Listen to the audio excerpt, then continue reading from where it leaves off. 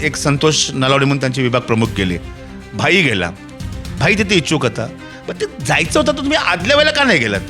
म्हणजे अगदी आता मध्यावरती निवडणूक लागला, मध्यावरची वेळ आली आणि तुम्ही निवडून गेलात, नेमकं तुम्ही काय साकारणार? आणि मग गेल्यानंतर तुम्ही ज्या पक्षाशी इमानदार त्या पक्षाने तुम्हाला ओळख दिली, ज्या पक्षाने तुम्हाला नाव दिलं, पद दिलं, सन्मान दिलं, त्याच्यावरती अचानक तुम्ही टीका काय करायला लागलं? राष्ट्रवादी काँग्रेसचा शरद पवार पक्षाचा एक गट देखील, राजू पवार आणि त्यांची टीम, ते देखील फुटले. ती मंडळी पण शिवसेना शिंदे गटात गेली. हे कसं काय? पण अनेक जण जसं रंग बदलतो सरळा तसे आपापले पक्ष बदलत असतात, सर्वश्रुत आहे. त्यामुळे एक कहावत आहे, ना बाप ना भैया सबसे बडा रुपैया. हल्ली ह्या महाराष्ट्रातलं राजकारण आपण जर पाहिलं प्रामुख्याने तर हे रुपयावरतीच सगळं फिरते. कारण म्हणून किंवा एक निवडणुका म्हणून फक्त भांडवल करण्यासाठी या सगळ्या गोष्टी करत आल्या. मला सांगा कुठला खासदार लोकांमध्ये रोज मिसळतो, लोकांना दिसतो? शक्य आहे का त्यांना? नाही शक्य आहे ते. त्यामुळे उगाच हे विनाकारण आपण बोलायच्या कडेने बोलायचं. तुमची स्वतःची काही मतं असतील तर तुम्ही त्या प्रवाहात जेव्हा चुकीच्या गोष्टी करतात त्यावेळेस का तुम्ही आवाज नाही उठवला? मग ही अन्यायाची भावना, माझ्यावरती अन्याय झाला, मला तिकीट डावललं गेलं, मला हे केलं गेलं, त्याच्यानंतर एखाद्याचं चारित्र्य हनन करणं हे किती योग्य आहे?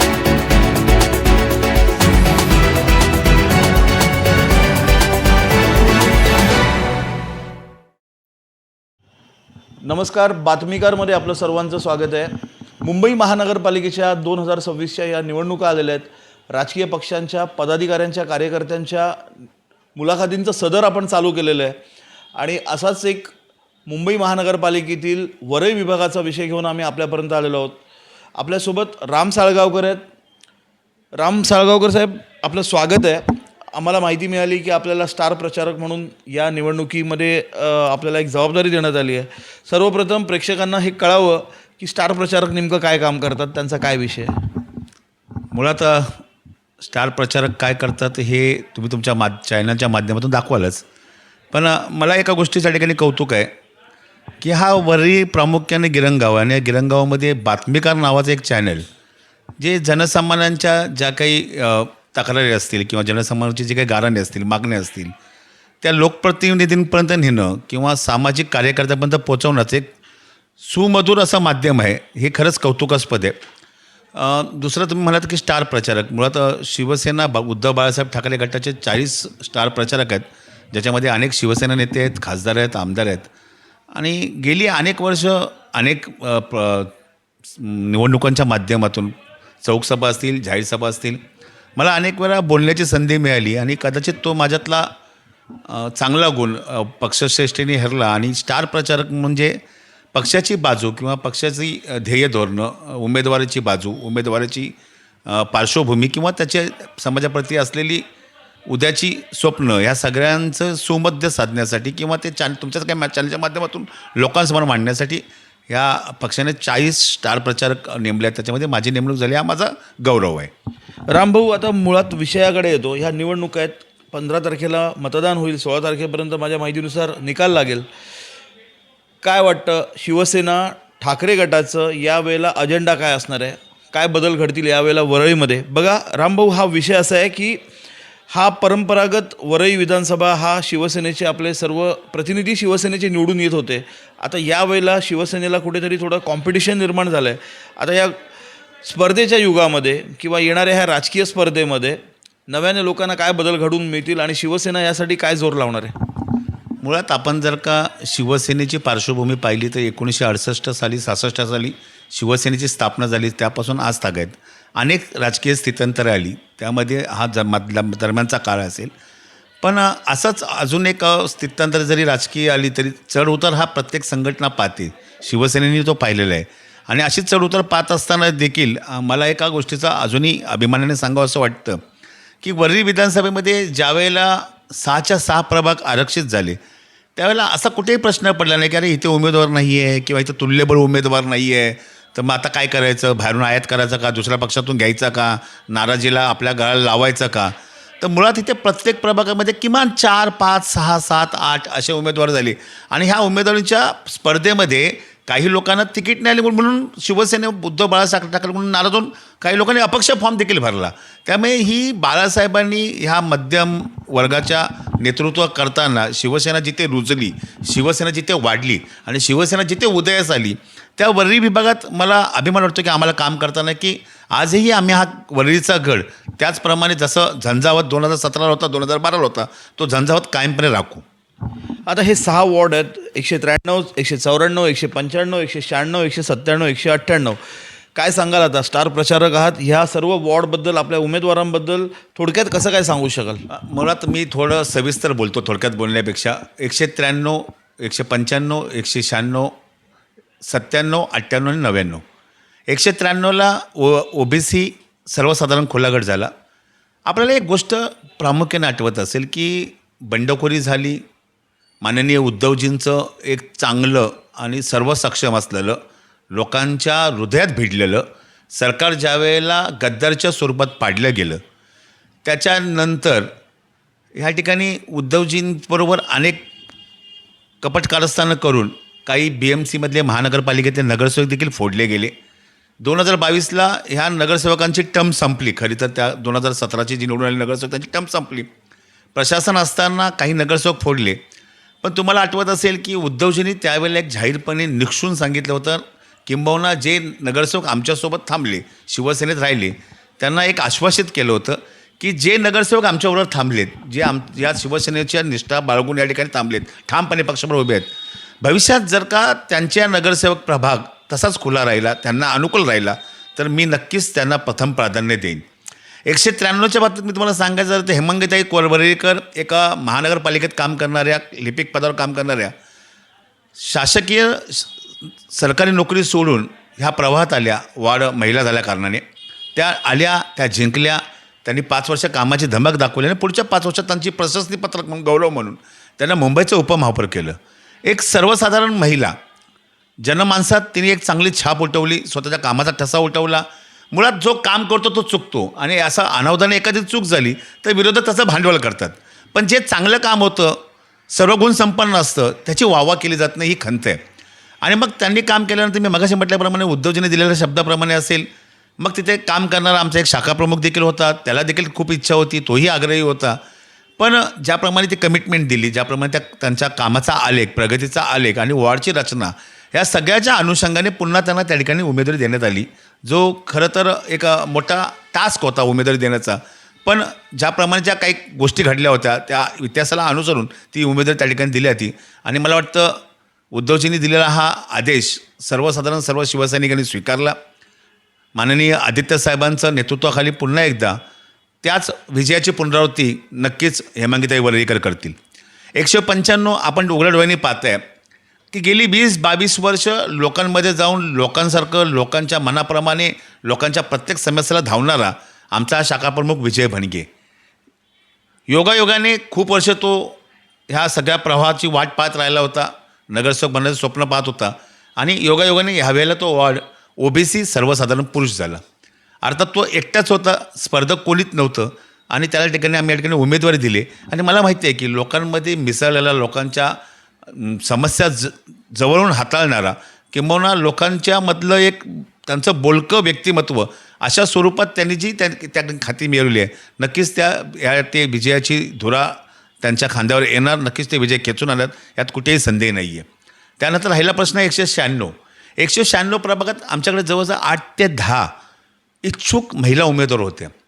पण त्या प्रभागाची एकंदरीत आपण पाहणी केली तर एका बाजूला सुभेदार नगर, दुसऱ्या बाजूला प्रेमनगर, तिसऱ्या बाजूला सिद्धार्थनगर आणि संमिश्र अशी सगळ्या जाती धर्माची लोकं त्या ठिकाणी वास्तव्यास आहेत, जी गेली अनेक वर्ष शिवसेनेबरोबर जोडलेली आहेत. ह्याच भागाला लागून उच्चभ्रू राहणारी लोकं, जी वरील सिपेस आपण पाहतो तिकडे आहेत, त्याच्यासोबत खलनिग्राहे, संचारनिग्राहे म्हणून पोलीस ज्यांना आपण म्हणतो, जे आपले नेहमी आपल्यासोबत असतात, आपलं कायद्याचं सुरक्षण करतात, त्यांची देखील फार मोठी पोलीस कॉलनी, पोलीस वसाहत त्या ठिकाणी आहे. आणि राहिला प्रश्न तो दुसरी बिल्डीचा आहे, 1 ते 40 बिल्डीचा आहे. असा हा एकंदरीत सर्व समावेशक असा लोकांना, वस्तीला, त्या सगळ्या लोकांना सर्वसमावेशक असा हा प्रभाग आहे. आणि ह्या प्रभागाचं गेली 20-22 वर्ष सातत्यानं आशिष चेंबूरकर नेतृत्व करत होते. आणि ते नेतृत्व करत असताना यावेळेला तिकडे महिला झाला, 8 ते 9 महिला आमच्याकडे इच्छुक होत्या. सगळ्यांचीच जी काही इच्छुकांची लिस्ट होती, यादी होती, ती वरती सुपूर्द करण्यात आली होती. अनेक वेळा मिटिंग बसून त्यांच्यामध्ये एक उमेदवार ठरवा असा सबमिट करण्याचा देखील प्रयत्न केला. आणि मग वरिष्ठांना वाटलं, मी मगाशी म्हटल्याप्रमाणे पुन्हा तो निकष, सगळे निकष एकत्र लावून इथे एका वेळेला 8 लोक आहेत, पण सगळ्यांना आपण खुश करता येत नाही. आणि मग ती आपसुकच सन्माननीय विभाग प्रमुख आशिष चेंबूरकर यांच्या खांद्यावर दिली. अर्थात ती त्यांच्या मिसेस त्या ठिकाणी पद्मजाताई निवडणूक लढवत आहेत. आणि तुम्ही मगाशी म्हटल्याप्रमाणे की तिथे आमच्या महिला शाखा प्रमुख पण खूप आग्रही होत्या. त्यांना थांबवण्याचा प्रयत्न केला, पण शेवटी लोकशाही आहे, बाबासाहेबांचं संविधान आहे, प्रत्येकाला वाटतं मला व्हावं. काही लोक निष्ठा बाळगून राहतात, काही लोक श्रद्धा सबरी ठेवतात, काही लोक थोडी उतावळी असतात. का त्यांना वाटलं असेल की मला निवडण्याची माझी क्षमता आहे, मला नाही पक्षानं नाकारलं, त्यामुळे ते जिंकलं. त्या ठिकाणी त्यांनी उमेदवारी अर्ज भरलेले. 16 तारीख लांब नाही आहे, आपल्याला लवकरच कळेल. दूध का दूध आणि पाणी का पाणी. राहिला प्रश्न 197मध्ये आम्ही ही जागा खरं तर मनसेला सोडली होती, पण मनसेचे उमेदवार तिकडून विकास साळवी यांच्या पत्नी त्या ठिकाणी लढत आहेत. पण ह्या प्रभागात देखील थोडं विचित्र रचना आहे. ह्या प्रभागाची मुळात रचना अशी आहे की 80% इथं स्लम आहे, पैकी जवळजवळ 40% स्लम हा आता डेव्हलपमेंटच्या नावाखाली खाली झालेला आहे. अनेक लोक ही बाहेर ठिकाणी विस्थापित झालेली आहेत. या ठिकाणी आपल्याला माहिती आहे की 2017मध्ये मनसेचा एकमेव उमेदवार निवडून आला होता दत्ता नरवणकर, जे कालांतराने शिवसेनेत सोगरही परतले आणि आता पुन्हा ते शिंदे गटात गेलेत. तर त्या निकषावर तो निकष मनसेने समोर ठेवून, तो आरसा समोर ठेवून ती सीट त्यांच्यासाठी मागितली, तिथून त्यांनी उमेदवारी घेतली. पण मगाशी मी म्हटल्याप्रमाणे की आमचे माझे एक नगरसेवक आहेत छोटू देसाई, त्यांनी 2007 साली त्या ठिकाणी अशीच अपक्ष म्हणून उमेदवारी लढली होती. BJPचा उमेदवार होता, आम्ही त्यावेळेला युतीत होतो आणि त्यांना त्या ठिकाणी यश आलं होतं. कदाचित त्यांची महत्त्वाकांक्षा तितकीच तीव्र राहिली आणि त्यांना वाटलं की आताही मी तसाच एक प्रयोग केला तर मी यशाच्या जवळ पोचवून किंवा मी विजयी होईन, अशा एका विचाराने त्यांनी त्या ठिकाणी फॉर्म भरून आज ते तिथे लढत आहेत. पण ऑफिशियली शिवसेना आणि मनसेची युती काढली असल्याकारणाने आम्ही आज ताग्यात तरी शिवसेनेच्या त्या युतीच्या उमेदवाराच्या सोबतच आहोत. राहिला प्रश्न 198मध्ये. 198 पुन्हा एकदा हा OBC महिला वॉर्ड झाला. ह्या विभागाचं मला अभिमान वाटतो की ह्या विभागाचं आपल्याला माहिती असेल, मी थोडी अधिक वेळ घेऊन बोलू इच्छितो. ह्या विभागाची साधारण 1968पासून आज तागायत ज्यांनी नेतृत्व केलं ते शिवसेनेच्या त्या यशाच्या शिखरावर जाऊन बसले. म्हणजे ह्या विभागाचे नगरसेवक सगळ्यात पहिले झाले ते सन्माननीय शिवसेना नेते स्वर्गीय दत्ताजी नलावडे.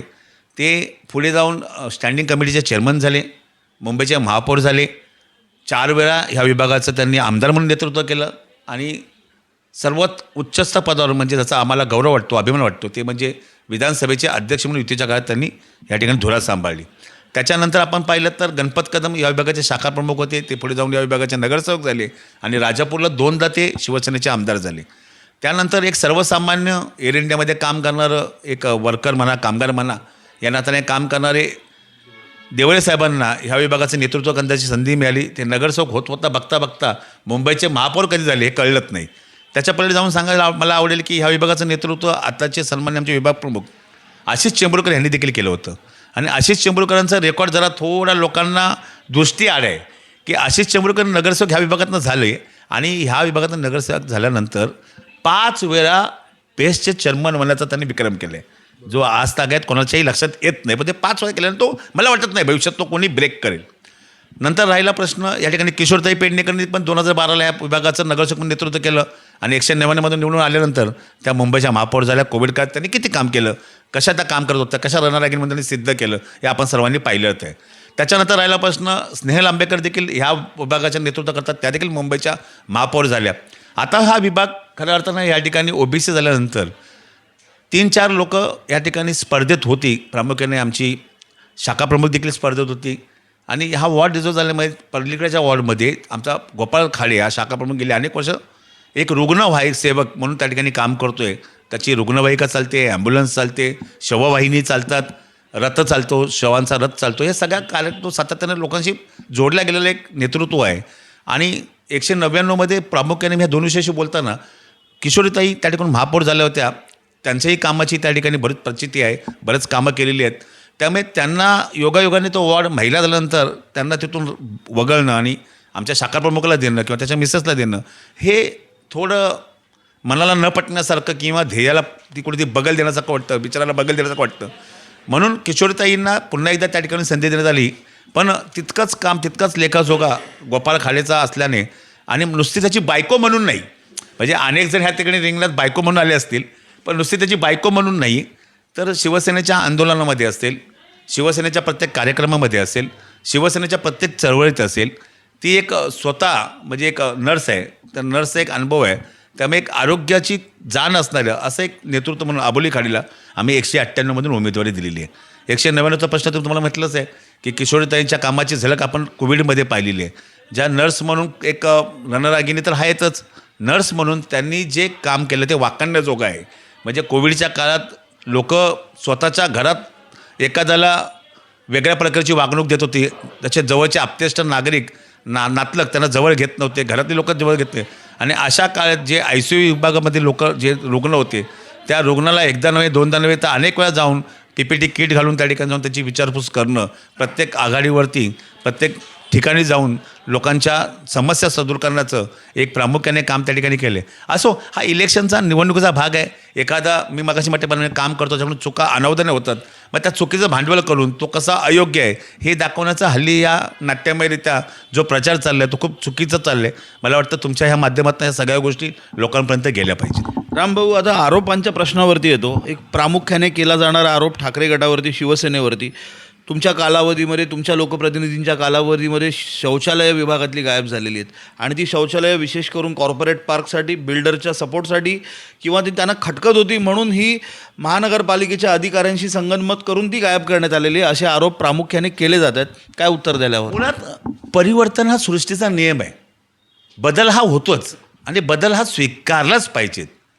म्हणजे आम्ही जर का थोडं अवांतर मला बोलायचं वाटेल, आमचं स्वप्न असायचं की शाळेत असताना की आम्हाला वडापाव मिळालं की आकाशाला हात टेकल्यासारखं व्हायचं. आता बर्गर, पिझ्झा म्हणजे ज्याची किंमत शेकडोमध्ये आहे ते देखील दिली मुलं शांत असतात. मग आम्ही ते स्वीकारलं, आमच्या आईवडिलांनी ते आम्हाला सांगितलं, त्याच्यापेक्षा पुढे जाऊन आम्हाला ते स्वीकार करून हा बदल आहे. आता ह्या लोअरपर्यंत गिरणगाव, मी मगाशी म्हटलं गिरणगाव होता, आज तो गिरणगाव न राहता आज कार्पोरेट हब झालं आहे, पार्क झालं आहे. पूर्वी ह्या विभागात गिरण होत्या 105 गिरण्यांपैकी 10 ते 15 25 एक गिरणी तर इथं असतील. साधारण ती 25 गुणलेत एका गिरणीमध्ये साधारण 3000 लोक काम करत, 75,000 लोकांची इथे रेलचेल होती. आजची आज गिनती जर आपण केली ना तर एका फिनिक्स मॉलमध्ये किमान लाखभर लोक तरी रोजची येत असतील.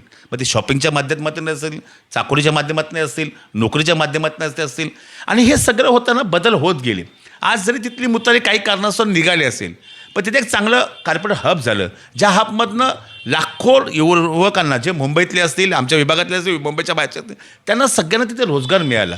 अर्थात ह्या सगळं होत असताना सुखसोयी ह्या दिल्याच पाहिजेत, या मताशी मी आहे. आता याचं जे भांडवल केलं जातं आहे की हे काढलं, ह्याला फक्त शिवसेना जबाबदार आहे का? जे काल परवापर्यंत ज्यांच्या हयातीत हे काढलं गेलं तेव्हा ते शिवसेनेसोबत होते ना. आज शिवसेनेच्या विरोधात जाऊन फक्त बोलायचं, फक्त टीका करायची, उद्धवजींना, आदित्यला वरळी विधानसभेला कसं डॅमेज करता येईल यासाठी कुठेतरी ते ठोशेबाजी करत राहायची, बॉम्बबाजी करत राहायची. आणि मला मुळात एक सांगतात की तुम्ही जो मुद्दा काढलात एकाच दुसरी असेल, पण बाकीच्या सगळ्या गेल्या 2017 पासून 2022चा जो कालखंड संपला त्याच्यानंतर आज ताग आहेत. ह्या महापालिकेचं नेतृत्व करते कोण? महापालिकेचं पालक कोण आहेत? महापालिका चालवतं कोण? आज प्रशासक आहे तिथे, आणि प्रशासकाची मनमानी आहे. मग हे सगळं ह्याचे जे काही तुम्ही आमच्यावरती जे काही चार्ज करता, ज्या काही गोष्टी आमच्यावरती दोषारोप करता, हे अप्रत्यक्षरित्या प्रत्यक्षरित्या त्यांच्यावरती का नाही करत तुम्ही? कारण गेली 4-5 वर्षात ज्या काही इथे बदल झालेत त्याला सर्वस्वी आम्ही जबाबदार नाही आहे, कुठला लोकप्रतिनिधी जबाबदार नाही आहे. तर ही सगळी त्यांनी केलेलं परिवर्तन आहे किंवा त्यांनी केलेलं बदल आहेत. अर्थात जी काढल्यानंतर ते प्रोव्हिजनल झालीच पाहिजेत, आणि तीच जर का तुमच्या माध्यमातून ते दोष आमच्यासमोर येत असतील, ते आरोप होत असतील, तर नक्कीच आमच्या सगळ्या उमेदवारांना हा आम्ही एक नवीन अजेंडा देऊ आणि त्या बाबतीत ती भरणी लावण्याची त्या ठिकाणी तरतूद नक्कीच करू. रामभाऊ, ही महानगरपालिकेच्या निवडणुकीमध्ये आपले मित्रपक्ष असो, आपल्या बरीच फुटाफूट झाली आहे वरळीमध्ये. बरीच मंडळी दुसऱ्या पक्षात त्यांनी पक्षांतर केलेलं आहे. मनसेची पण बरीच मंडळी आता जाण्याच्या बेतात आहेत किंवा गेलेले पण आहेत. संतोष जुरींचं आता रिसेंटली उदाहरण आहे, भाजपमध्ये गेले ते. कुठे तुम्हाला असा हा फटका नाही वाटत आहे का तुमच्या मित्रपक्षांना किंवा ठाकरे ब्रँडला? मुळात हे जवळ येणं हा दुग्ध शर्करा योग आहे आमच्यासाठी. एक चांगलं बूस्टर आहे, एक चांगली ऊर्जा आहे की 2 भाऊ, 2 ठाकरे एकत्र येऊन एक नवीन ठाकरे ब्रँड तयार झालं. आता मी तुम्हाला मगाशी म्हटल्याप्रमाणे की मुळात हा वरळी, माहीम, शिवडी हा शिवसेना उद्धव बाळासाहेब ठाकरे गटांचा गेल्या अनेक निवडणुकांमध्ये आपण जर का पाहिलं तर हा बालेकिल्ला आहे. पण हा बालेकिल्ला असताना आम्ही असाच कुठे अट्टास नाही केला. म्हणजे 197 सोडताना म्हणा किंवा भायखळ्यामध्ये 3 विभाग सोडले. आम्ही पलीकडे शिवडीमध्ये 1 विभाग सोडला. दादर माहीममध्ये पण एका दुसरा विभाग आम्ही दिलेला आहे. तर तिथे आम्ही कुठे नाराज नाही केले, कारण शेवटी दोघे एकत्र आल्यानंतर जी मराठी माणसाची ताकद आहे, जे मुंबईवरती खऱ्या अर्थानं प्रेम करणारे जे अमराठी असतील पण ते मुंबईवरती प्रेम करतात, पिढ्यानपिढ्या मुंबईमध्ये राहतात, त्या सगळ्यांच्या सर्वांगीण विकासासाठी हे 2 भाऊ एकत्र आल्यानंतर कोणाचा तरी कुठल्या तरी वॉर्डमध्ये प्रभागमध्ये बळी जाणार. बळी म्हणजे एखादा कार्यकर्ता उमदा असेल, तो त्या अपेक्षेने ते स्वप्न ते महत्त्वाकांक्षा ठेवून काम करत होता असेल तर तो कदाचित त्या ठिकाणी बाद झाला असेल, युतीमध्ये एखादा वॉर्ड गेला असेल. पण मला असं वाटतं, मी गेली अनेक दशकं या संघटनेत काम करतो, मी पण खूप इच्छा बाळगून आहे. मलाही वाटतं की मी आज स्टार प्रचारक आहे, चांगलं नेतृत्व आहे, चांगलं गुणगान कर्तृत्व आपण करू शकतो, कामगार क्षेत्रात काम करतो, चांगलं नावलौकिक आहे, मलाहीच उमेदवारी मिळाली पाहिजेत. ह्याचा अर्थ असं नाही ना की समय से पहिले भाग्य से ज़्यादा किसी को कुछ नहीं मिलता है. आता आरक्षण टाकणं हे काय ठाकरे ब्रँडवरती अवलंबून होतं का? ते आरक्षण पडलं, आता त्याच्यामध्ये एखादा वॉर्ड गेला किंवा दोघांच्या याच्यामध्ये सगळेच माझे उमेदवार, माझाच बालेकिल्ला आहे, मी देईन तोच उमेदवार, असं जर का उद्धव साहेबांनी म्हटलं असतं किंवा 2012ला असं जर घडलं होतं माईमध्ये सगळे उमेदवार माझेच विजय होते असं जर राजसाहेबांनी म्हटलं असतं आणि तो 28 धरून मला इतक्याच सीट पाहिजेत असा जर तिथे 28 केला असता तर युती झाली असती का? नसती झाली असती. त्यामुळे एखादी क्रांती होताना बलिदान कोणी द्यायचं आहे सगळ्यात महत्त्वाचं आहे. म्हणजे आपण नेहमी म्हणतो ना की क्रांती झाली पाहिजे, देश स्वतंत्र झाला पाहिजेत, पण भगतसिंग मात्र शेजारच्या घरात जन्माला आला पाहिजेत, माझ्या घरात नाही. असं ही वृत्ती आहे ना, ही आपल्यासाठी घातक आहे.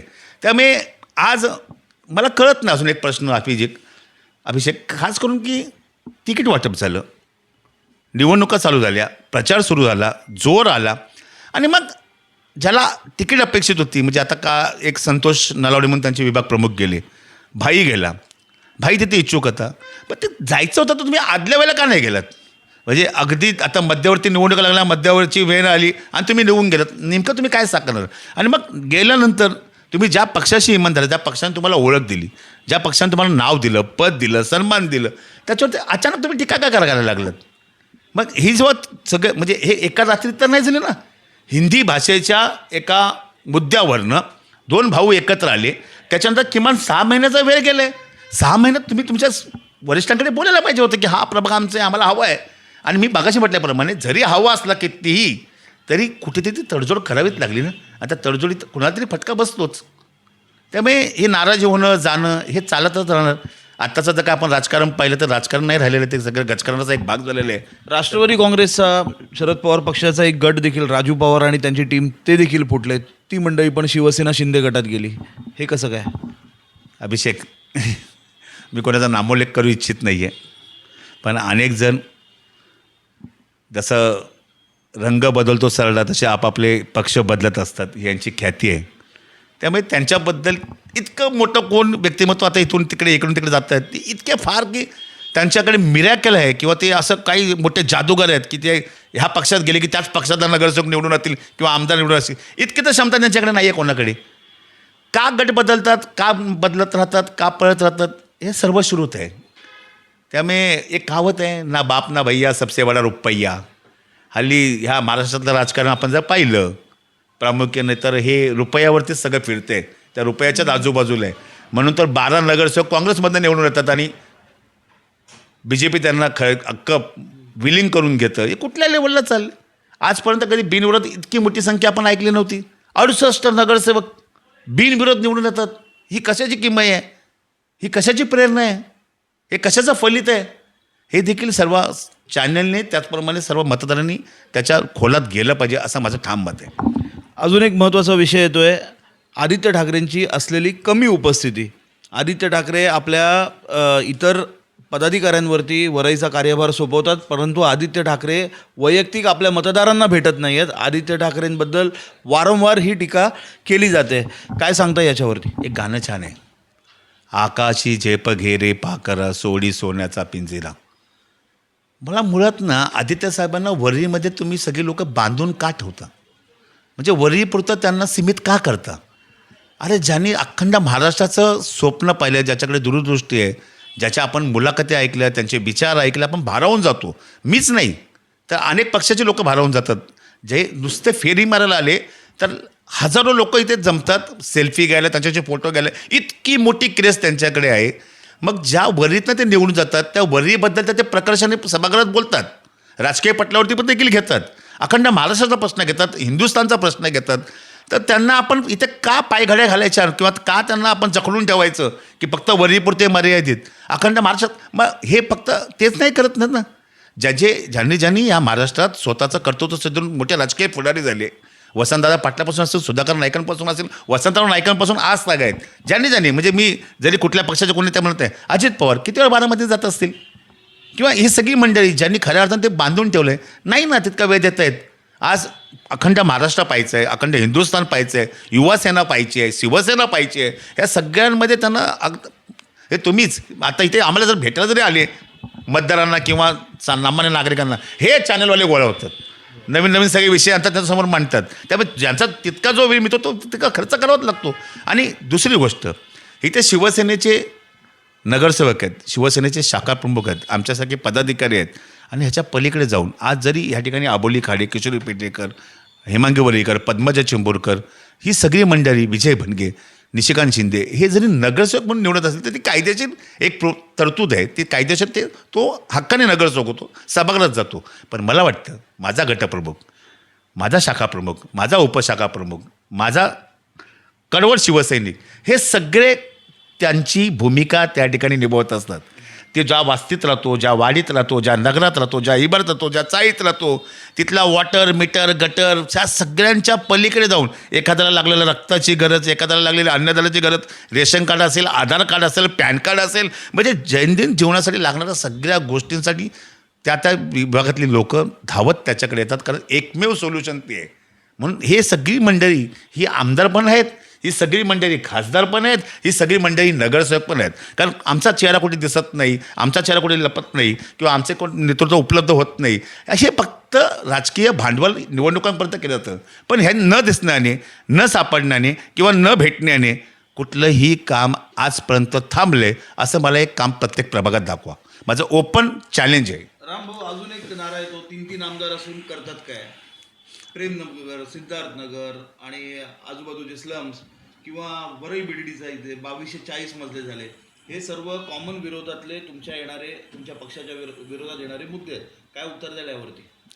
मुळात 3 आमदार असून सुद्धा इकडची कामं प्रॉपर होत नाही, दुर्लक्ष केलं जात आहे, असे आरोप होत आहेत. मुळात एखादा प्रकल्प थांबतो का?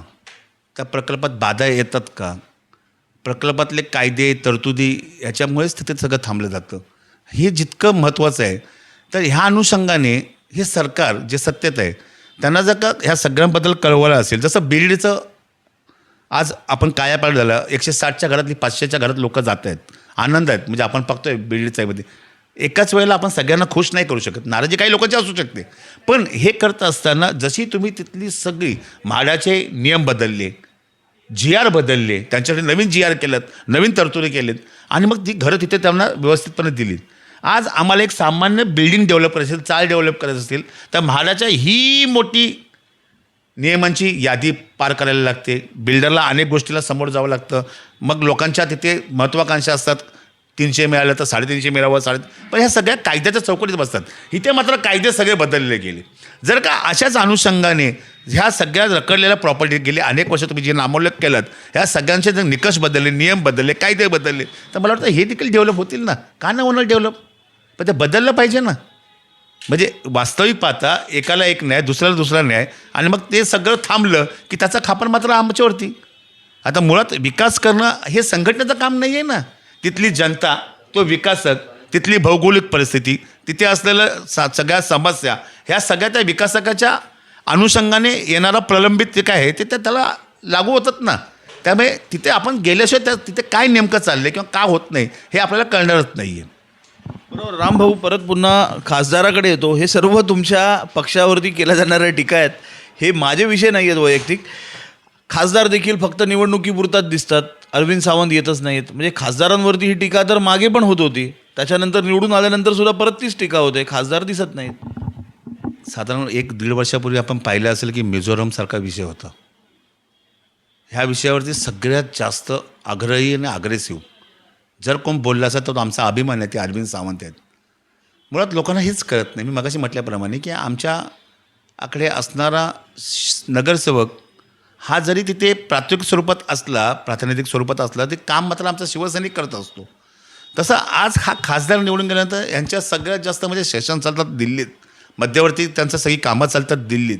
आणि देशाच्या निगडीत प्रश्नांवरती, ध्येय धोरणांवरती, आर्थिक विधेयकासाठी, संरक्षण, ह्या सगळ्या, आरोग्य, शिक्षण, ह्या सगळ्या गोष्टींसाठी, देशासाठी आपण त्यांना खासदार म्हणून निवडून देतो.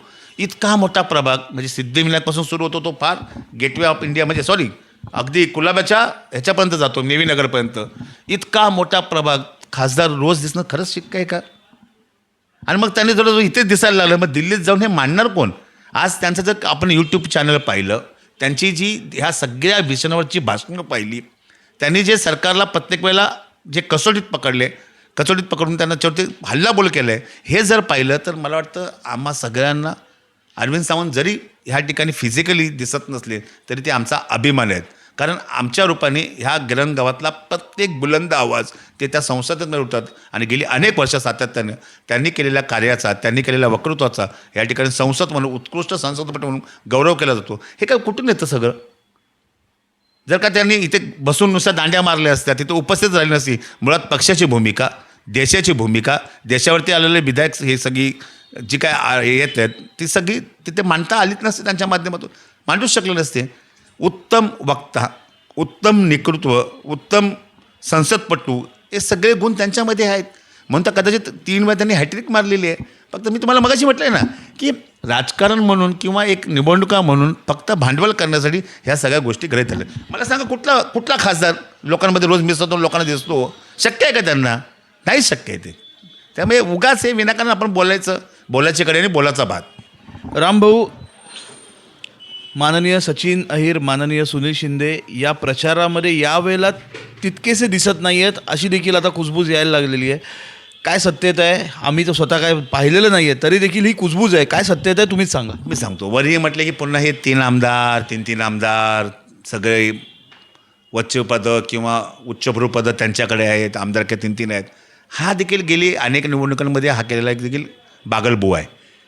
मुळात सचिन भाऊ एक कामगार नेते आहेत, जसे अरविंद सावंत देखील कामगार नेते आहेत. त्यामुळे कामगारांच्या प्रश्नाचे पण त्यांचे निगडीत दौरे असतात. सचिन भाऊ देखील तसेच दौरे करत असतात. आणि सगळ्यात महत्त्वाचे म्हणजे 23 विधानसभेची पुणे शहराची, पुणे जिल्ह्याची त्यांच्यावरती संपर्क प्रमुख म्हणून जबाबदारी आहे. त्यामुळे सातत्यानं पुणे दौरे करणं, तिथे तिकीट वाटप असेल, उमेदवारी ठरवणं असेल, तिथल्या संघटना सक्षम करणं असेल, ही सर्वस्वी जबाबदारी त्यांच्यावर आहे. पण जितका वेळ त्यांना इथे मुंबईत असताना मिळतो तितका वेळ ते सातत्याने ह्या वरळी विधानसभेसाठी ते सातत्याने देत असतात. सुनील शिंदे देखील अहिल्यानगरचे संपर्क प्रमुख आहेत. महाराष्ट्रातला सगळ्यात मोठा जिल्हा तो आहे, तिथे काम करतात, पालघरला काम करतात, LICमध्ये काम करतात. आणि मग आता त्यांनी जी काही 1-2 वॉर्डची जबाबदारी घेतलेली आहे, तिथेही ते स्वतः त्या वॉर्डमध्ये तर सक्षमपणे नेतृत्व करतात. तिथली जी काही रणनीती आहे ती आखत आहेत. त्याच्यासोबत वरळीमधल्या इतर वॉर्डमध्ये देखील ते सातत्याने फिरत आहेत. त्या ठिकाणी असलेल्या उमेदवारांना मोटिवेशनल देत आहेत, प्रेरणा देत आहेत, सहकार्य करत आहेत, त्यांच्या मागे ठामपणे उभे आहेत. त्यामुळे पुन्हा एकदा सांगतो की हा बागलबुवा व्हायचा सगळा, की ते मिळत नाहीत, सापडत नाहीत, भेटत नाहीत. तुम्ही जर प्रत्यक्षात जाऊन बघितलं तर कुठल्या ना कुठल्या वॉर्डमध्ये ते एंगेज आहेत, मिटिंग करतायत, लोकांशी भेटत आहेत, कमिट्यांशी भेटत आहेत, तिथले जे काय असतात सोसायटी असतात त्या सोसायटीची भेटतात, जनसामान्यांना भेटत आहेत. आणि आमच्या पक्षाची बाजू, उमेदवारांची बाजू भक्कमपणे त्यांच्यासमोर मांडत आहेत. रामभाऊ, शेवटचा प्रश्न. यावेळेला जर आपले उमेदवार निवडून आले तर वरळीकरांना काय विशेष बदल पाहायला मिळतील? काय अपेक्षा आहे वरळीला आणि काय घडणार आहे वरळीसाठी? एक मुळात मला एका गोष्टीचा खूप अभिमान वाटतो. मी मगाशी उल्लेख देखील केला की वरळीत मुंबईकर टिकलाच पाहिजे, बाहेर गेलाच नाही पाहिजेत. पण दुर्दैवाने सुदैवाने काही गोष्टी आपल्या हातात नसतात. एखादी डेव्हलपमेंट झाली, आता आमची डेव्हलपमेंट झाली वरळी बिल्डीची. ही बिल्डीची डेव्हलपमेंट पहिल्यांदा आपण बघितलं असेल की जी 10 बाय 10ची 160 स्क्वेअर फीटची घरं होती, ती आज 500 स्क्वेअर फीट झाली, गगनचुंबी इमारती झाल्या. आणि हे होत असताना त्या इमारतीमधल्या घरांच्या सदनिकांचे किमती देखील आकाशाला भिडण्यासारख्या झाल्या. मुळात दर्जा सुधारला. कोस्टल रोडसारखा रोड ह्या ठिकाणी आल्यामुळे इथलं जीवनमान जरी बदललं नसली तरी इथली एकंदरीत भौगोलिक परिस्थिती, आणि मी मगाशी म्हटल्याप्रमाणे हळूहळू इथे बदल होत चाललेले आहेत. ह्या एरियाला एका वेगळ्या दृष्टिकोनातून पाहिलं जातं. ह्या एरियाला एक महत्त्व प्राप्त झालेलं आहे. इथला रेडी रेकनर इतरांपेक्षा झपाट्यानं वाढतो. याची कारणं काय आहेत? कारण इथे डेव्हलपमेंट होते. हा एरिया फुलतोय, सजतोय. तुम्ही जर का पाहिलं असेल मागच्या 2017च्या ह्याच्यामध्ये जवळपास प्रत्येक विभागामध्ये, प्रभागामध्ये जिथे आमचे नगरसेवक होते, किमान 4 ते 5 तिकडे उद्यानं आम्ही तयार केलेली आहेत. मधल्या काळात 4-5 वर्ष प्रशासक असल्यामुळे त्याची थोडी दुर्लक्षित झाली. त्यामुळे तो भाग जर सोडला तर ते झालेलं आहे. जलतरण तलाव मुंबईच्या त्या टेकडीवरती झालेले आहे, वरळीमध्ये. अशाच बऱ्याच गोष्टी आहेत. काही शाळा, काही सभागृह देखील आमच्या अजेंड्यावरती आहेत.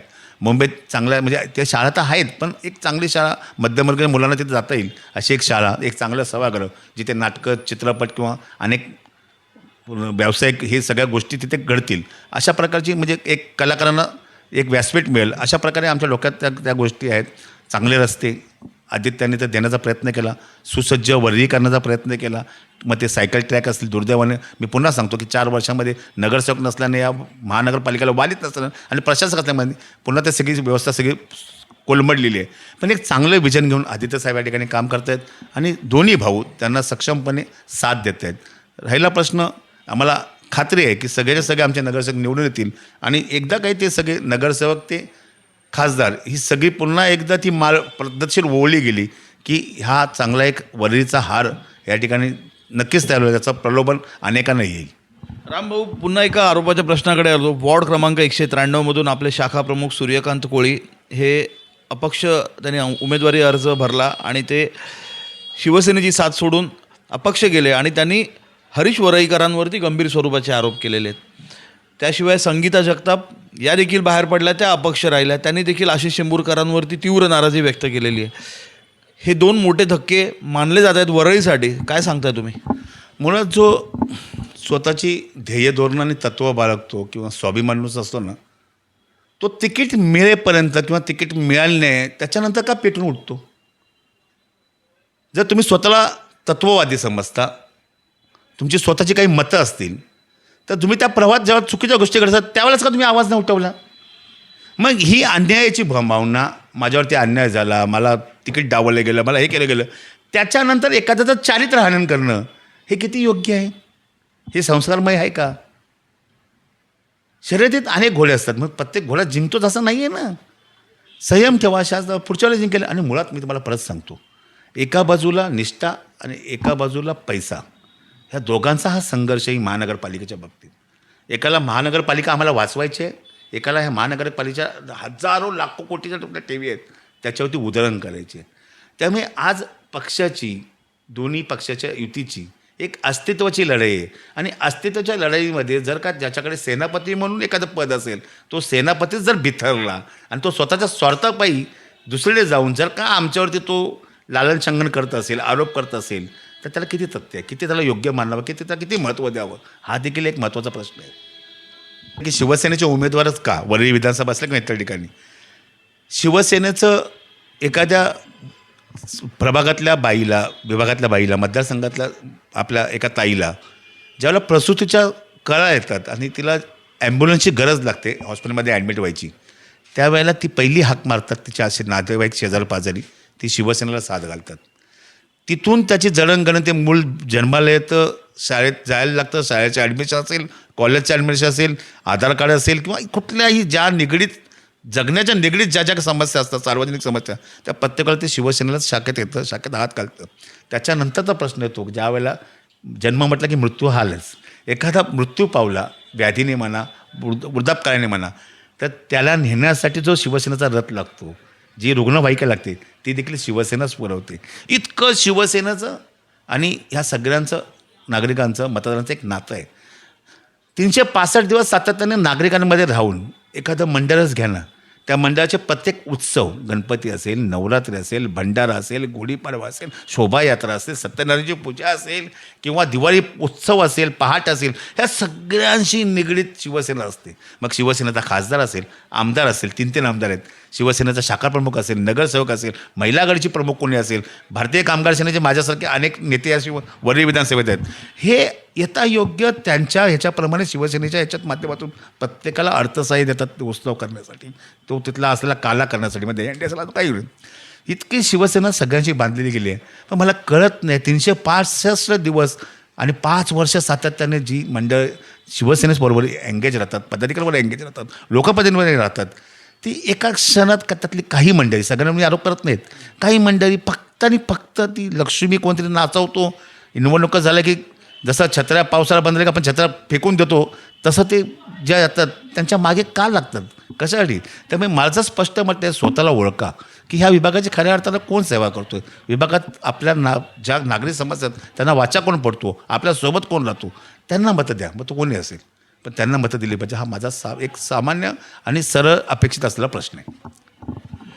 मुंबई महानगरपालिकेच्या निवडणुकांशी निगडीत असलेले अशाच मुलाखती, असेच विषय आम्ही आपल्यापर्यंत घेऊन येणार आहोत. कॅमेरा पर्सन अल्पेश पवारसह मी अभिषेक शिंदे, बातमीकार चेहरा मुंबईचा.